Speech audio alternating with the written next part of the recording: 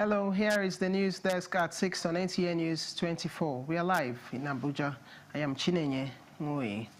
The Nigerian Air Force has provided decisive close air support and conducted precision air interdiction operations in Azir and Musaram areas of Borno State, eliminating several terrorist elements and disrupting planned attacks through coordinated air-ground operations in support of troops in contact. The successful operations conducted on 15 and 16 January 2026 underscores the now sustained commitment to timely, intelligence-led air support and seamless coordination with ground forces to deny terrorists freedom of action while protecting both troops and civilian populations. A statement by the Director of Public Relations and Information, Air Commodore Ehimen Ejodame, indicates that the Chief of the Air Staff, Air Marshal Sunday Aneke, reaffirmed the Nigerian Air Force's unwavering resolve to provide prompt and effective air support to ground forces. Air Marshal Aneke says the latest air operations once again demonstrates the effectiveness of integrated air-to-ground collaboration, reinforcing the armed forces of Nigeria's ongoing efforts to degrade terrorist capabilities and stabilize affected areas across the country. Nasarawa State Police Command has recorded another breakthrough in its efforts to combat human trafficking and other crimes in the state. This follows the rescue of 17 passengers aged 7 to 10 by a team of police patrol personnel attached to Maraba A Division during a stop and search operation at Sharp Corner, Karu, local government area. According to the statement by the Public Relations Officer of the Command, SP Rahman Nansel, preliminary investigations revealed that both the driver and the passenger were traveling from Shendan Plateau State to Kayama in Kwara State to meet one Umaru, who promised to secure farming jobs for them. In the meantime, the Commissioner of Police, Shetima Jauro Mohammed, has directed that the victims be taken into protective custody at the State Criminal Investigation Department, Lafia, until thorough investigation is concluded, as all efforts to contact their relatives and the said Umaru failed.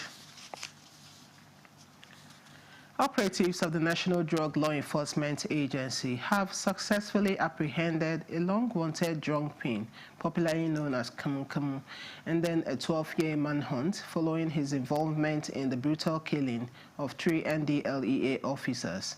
Salwa Kale Ibrahim tells us more. Kamu Kamu is said to be notorious for drug trafficking, and on the 15th of June 2014, he orchestrated a mob action against a team of NDLEA officers who had attempted to arrest him at his enclave. The attack resulted in the cold-blooded murder of 3 NDLEA officers, while the suspect managed to escape the scene. The agency remained resolute in pursuit of justice for the fallen heroes. On Friday, 16th January 2026, however, the suspect was tracked and arrested in his hideout in Owode Town, Ogun State, by a tactical team of the agency following credible intelligence. He was found with 69 kilograms of skunk, a strain of cannabis. Meanwhile, NDLEA operatives in Edo State raided the Orokpa forest, leading to the arrest of another drug lord and seizure of 320 kilograms of skunk and its seeds. In the Federal Capital Territory, operatives on Friday, 16 January, tracked and arrested a 44-year-old lady following intelligence on her online sale of illicit substances. At the time of her arrest, 2.2 kilograms of skunk and liters of cannabis oil, which she produces in her kitchen and sells through online advertisement, were recovered from her home in Kaura district of Abuja. 2 suspects were arrested by NDLEA operatives on the Onitsha-Asaba Expressway, Delta State, while conveying 410,800 pills of tramadol, 84.2 liters of codeine syrup, 82,250 tablets of diazepam, 900 tablets of Swinol, and 65 pills of Molly. And a 26-year-old ex-convict was arrested with various quantities of skunk and Exol 5 pills at Nasarawa GRA Ringim local government area of Jigawa State. He attempted to escape by climbing the roof and was armed with machetes, which he used to threaten NDLEA operatives and even inflict injury on one of the officers. In Abuja, Salwa Khalil Ibrahim, NTA News. To education now. For many students facing financial barriers to tertiary education, the Nigerian Education Loan Fund (NELFund) is a critical lifeline, offering renewed hope for access and continuity in higher institutions across Ondo State. Managing Director of NELFund, Akitunde Sawyer, highlighted this during an official visit to the Ondo State Governor, Lucky Aiyedatiwa, in Akure. Toyin Batiri reports. According to the NELFund boss, the education loan scheme is designed not only to ease the financial burden on parents, but also promote accountability and financial responsibility among students while ensuring that economic disadvantage does not limit access to higher education. He called for increased campus-based sensitization, data-driven monitoring of enrollment and participation levels, as well as stronger collaboration between state governments and tertiary institutions to improve the reach and effectiveness of the scheme. We know to have given institutions upwards of R1 billion in one session. But if the students don't apply, we can't give the funds. We need them to know that this scheme exists, and we need them to be motivated to go and apply. The loans, as I said earlier, are interest-free, so they don't start paying until 2 years after NYSC. Ondo State Governor Lucky Aiyedatiwa, who commended President Bola Tinubu for initiating the scheme, identified low awareness and prevailing misconceptions among students as major challenges affecting participation, assuring that the state government would intensify sensitization efforts across public tertiary institutions. I must say this is a very, very good initiative to encourage people, especially the indigent students, that these opportunities are available. They should access it for their own. The visit to Ondo State marked the commencement of the agency's first Southwest engagement in 2026. In Akure, Toyin Batire, NTA News. From education to agriculture now, Kogi State government has taken steps to improve production, processing and packaging of cashew to make it a major revenue earner while generating millions of jobs for its citizens. Governor Usman Ododo made this known at the Lugart's house during the flag-off of the 2026 cashew season and unveiling of the state's procurement policy in Lokoja. Ayodele Ibibwemi reports. Nigeria's cashew production currently ranks as the 4th largest in the world, with 450 metric tons and export value exceeding $700 million. Kogi State remained the leading producer of cashew in Nigeria, with its prominence both at the local and international markets. While flagging off the 2026 cashew season in Lokoja, the Kogi State Governor Ahmed Usman Ododo also launched the free distribution of hybrid cashew seedlings to registered farmers across the state to boost production. He reiterates his administration's commitment to the procurement policy, which he says is to promote value addition through processing, packaging and branding, as well as to strengthen revenue generation for the overall socio-economic development of the state. We are gathered here to clearly demonstrate our resolve to translate policies into practical actions and to deliver measurable outcomes that directly improve the lives of our people across Kogi State. Director General, Kogi State Commodity Exchange, Export Promotion and Market Development Agency Adewale Victor Omofaye and other stakeholders described the event as timely, adding that it is all about productivity, quality, market access and shared prosperity. One of the agro products is cashew. And we believe this very cashew must work for us in the state. For you to see cashew as a commodity that can take away poverty from our people, you are in the right direction. So this initiative that you have created to add value to our raw material cash crop is highly appreciated by the traditional institution. It shows your dedicated heart not only to govern the people, but to assist the people. The program is organized by the Kogi State Community Exchange, Export Promotion and Market Development Agency, signaling the official commencement of this year's cashew business in Kogi State. In Lokoja, Ayodele Ibigbemi, NTA News. And in Zamfara State, Office of the Sustainable Development Goals has commenced the distribution of startup capital to more than 7,000 small-scale businesses across the state. Haliri Mohammed reports that the initiative targets vulnerable individuals in various sectors. The startup capital distribution under the Zamfara State Sustainable Development Goals program targets vulnerable individuals in various sectors, including poultry, carpentry, barbering, food vending, and tailoring, among others. These are the first batch of the beneficiaries, numbering 500, drawn from across the 11 wards of Safi local government area, receiving the support. Flagging of the distribution, Zamfara State Governor, represented by the State Commissioner for Environment and Natural Resources, Kasim Usani, reiterated the state government's commitment to implementing programs that improve the well-being of the populace. Special Advisor to the Governor on SDGs, Dr. Aliu Adamu Barmu, announced that additional SDG-aligned programs are in the pipeline. His Excellency very soon will support 147,000 population in Zamfara State with gesture of either funding and the kind of support that we have just provided today, inshallah. Chairman of Safi Local Government Council, Garba Panchas, and the Emir of Safi's representative, Sarkin Gabas Aliu Abubakar Aliu, among other speakers, commended Governor Dauda Lawal for the initiative and urged the beneficiaries to utilize the support effectively. A total of 7,500 poor and vulnerable individuals across the state are billed to benefit from the program. In Gusau, Halir Muhammad, NTA News.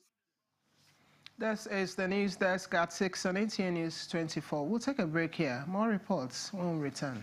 Do stay. Season's greetings from all of us at Erisco Foods. The festivities are already in the air, and we'd like to especially thank you for your continued patronage of Erisco Foods, the only tomato brand to win the National Productivity Order of Merit Award by the Federal Government of Nigeria. With our proud Nigerian products and services, we have continued to create thousands of jobs for our people and for the growth of our economy. Thank you, our esteemed customers, distributors, and partners. Yes, the taste of Nigeria is the taste of celebration and the taste of goodwill and good cooking. We care for your good health and long life. So cook right and eat healthy to live longer. Always buy Erisco products. Merry Christmas and a Happy New Year. Feel the power of precision, engineered to perfection. Every component is crafted with care, and each design is meticulously tested. From concept to creation, our engineers push the boundaries of technology, seamlessly blending performance and sustainability with a deep commitment to African ingenuity. Introducing the CNG Boss, a remarkable achievement in engineering designed to operate on compressed natural gas, a cleaner and more sustainable fuel alternative. At Innocent Vehicles, we proudly lead the way in creating greener mobility across Africa. And it doesn't stop there. From SUVs to sedans, spacious buses to electric cars, Innocent offers a wide range of models designed to meet every need. Innocent Vehicle, the pride of African roads. And the National Productivity Order of Merit Award goes to... The only tomato paste manufacturer to win the National Productivity Order of Merit Award by the Federal Government of Nigeria, endorsed by the Association of Private Medical Practitioners of Nigeria. This is an evidence of 100% natural goodness. Eat healthy to live longer. Buy now and enjoy up to 20% discount. Tomato paste, the taste of Nigeria.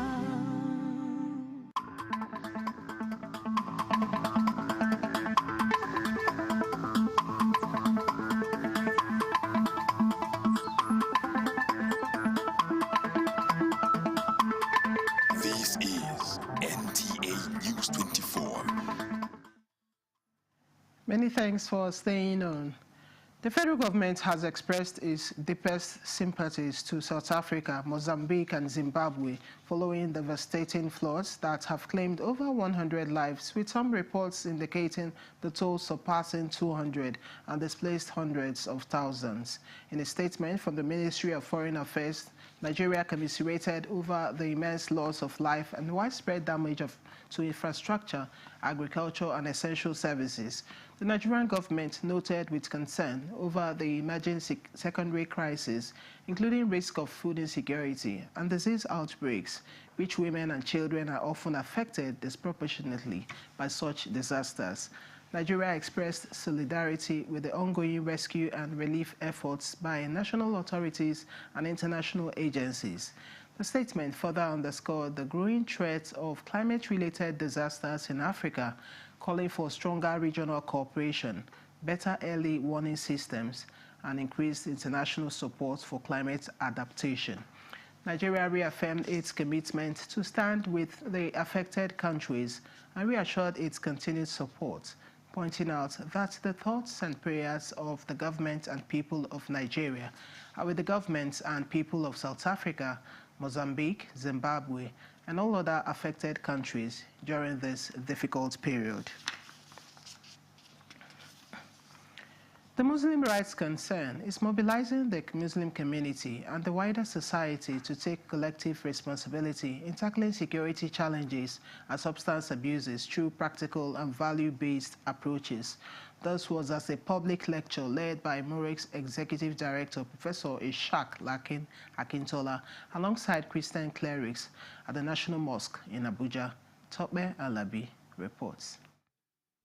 Substance abuse is rising, especially among youths across religious and ethnic divides, leading to health issues, crime, banditry, kidnapping, and making more defiant groups to thrive. National Bureau of Statistics data indicates about 14.3 million Nigerians aged 15 to 64 uses psychoactive substances for non-medical purposes in the past year, representing a 14.4% prevalence rate. Aware of this, the Muslim Rights Concern, MURIC, convenes this public lecture, bringing Muslim and Christian leaders together towards changing the narrative on insecurity and drug abuse in Nigeria. Both Muslims and Christians are killed, and the terrorists are working against Islam, and they are doing the opposite thing taught by Islam. You find drugs in their account. It's coming nearer, and we don't know where it will end if we don't put a stop to it. These are things that are man-made, and these are things that can be controlled by the man. The Abuja chapter of MURIC will be stepping down the Enlightenment campaign on insecurity and drug abuse to the 6th Area Council in Abuja. Discussants, one after the other, from the Christian Association of Nigeria, CAN, representatives of the Chief of Army Staff, Inspector General of Police, and the Chairman, National Drug Law Enforcement Agency, NDLEA, agreed to sustain collaboration, enlightenment, and enforcement. This gathering stands as a beacon of hope,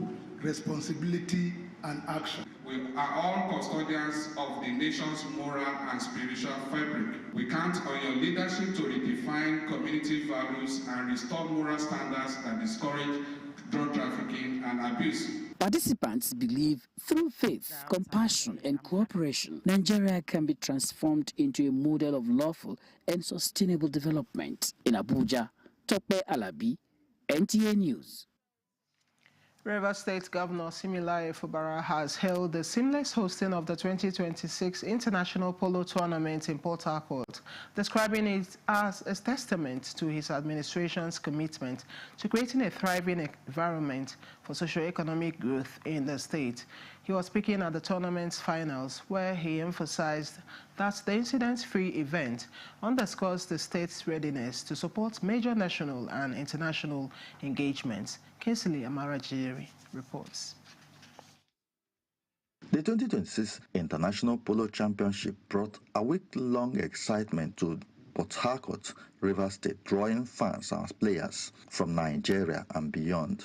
Governor Similaye Fubara described the smooth, incident-free tournament at Polo Club Port Harcourt as a proof that Rivers State is safe, secure, and investment-friendly. He assured the organizers of his full participation in the next edition.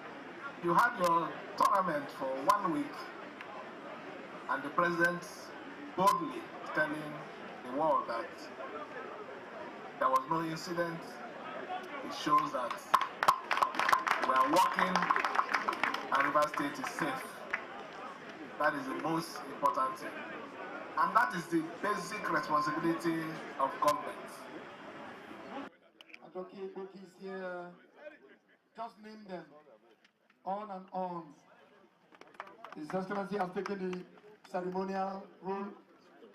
The governor had earlier set the tone for the finals by performing the ceremonial throw-in in Port Harcourt. Kingsley Amajiri, NTA News. The Minister of Information and National Orientation, Mohammed Idris, on behalf of the federal government and all Nigerians, has congratulated the Super Eagles on winning the bronze medal at the 2025 Africa Cup